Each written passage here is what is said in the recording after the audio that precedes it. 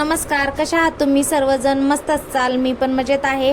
आज मी तुमच्यासोबत ना अशी झटपट 10 ते 15 मिनिटांमध्ये तयार होणारे तांदळाची चकली बनवून दाखवणार आहे। कारण ना आता वॅकेशन सुरू झालेलं आहे आणि मधल्या वेळेमध्ये ना लेकरांना खरंच खूप भूक लागते। सारखं म्हणतात ना, आई मला भूक लागली म्हणून। मग त्यांच्यासाठी ना मी अशी मस्त अशी रेसिपी तुमच्यासोबत शेअर करत आहे। त्यासाठी ना मी इथे 2 माप तांदळाचं पीठ, अर्धा माप हरभऱ्याचं पीठ घेतलेलं आहे आणि त्यामध्ये तीळ टाकलेले आहेत, नंतर लाल तिखट, हळद, धने पावडर, जिरे पावडर, नंतर ओवा आणि चवीनुसार मीठ टाकलेलं आहे। त्यामध्ये माझ्याकडे ना थोडं सुहाना मसाला होता चकलीचा, तो पण थोडासा टाकलेला आहे। ते सर्व जिन्नस टाकायचं आणि त्याला एकजीव करून घ्यायचं।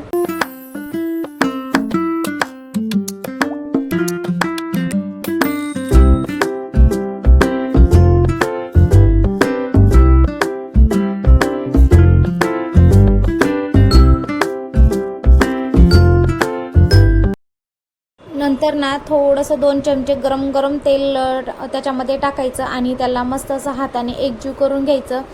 हे बघा, अशा प्रकारे आपलं पीठ तयार व्हायला पाहिजेत आणि नंतर अशा प्रकारे पीठ तयार झाल्यानंतर ना असा गोळा व्हायला पाहिजे थोडासा पिठाचा।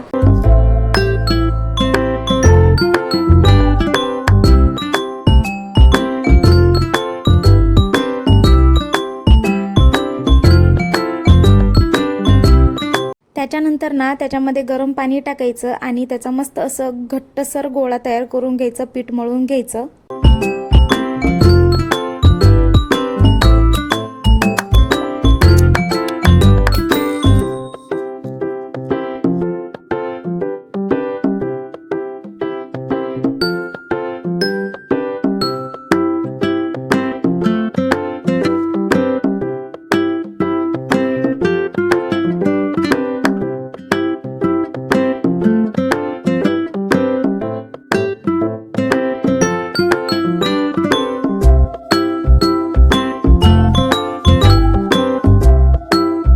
बघा, अशा पद्धतीने पीठ मळून घ्यायचं आणि त्याला 15 मिनिट रेस्ट करण्यासाठी ठेवायचं आणि 15 मिनिट झाल्यानंतर आणखी एकदा त्याला ना छान असं मळून घ्यायचं।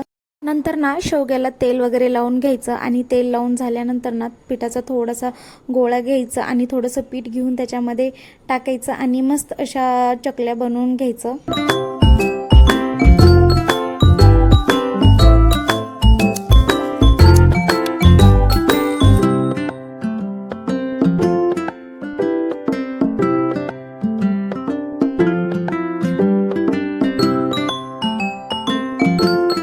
इकडे मी तेल गरम करायला ठेवले आणि एका साईडला ना मस्त अशा गोल गोल छान चकल्या करून घेतले।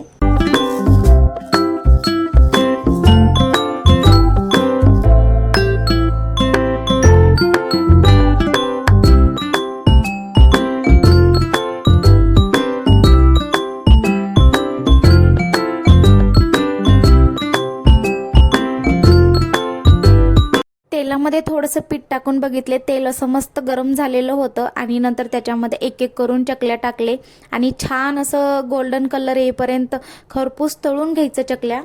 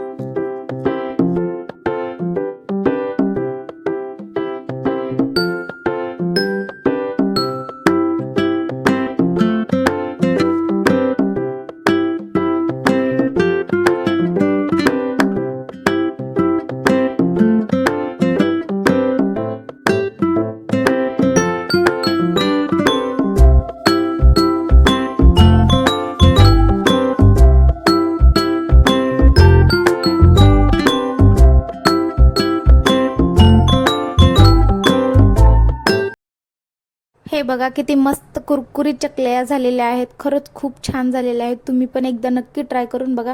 एकदम 10 ते 15 मिनिटात तयार होणारी चकली आहेत, झटपट तयार होणारी आहेत खरंच।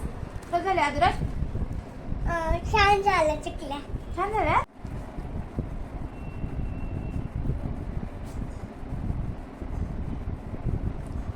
चकल्या खूप छान झालेल्या आहेत.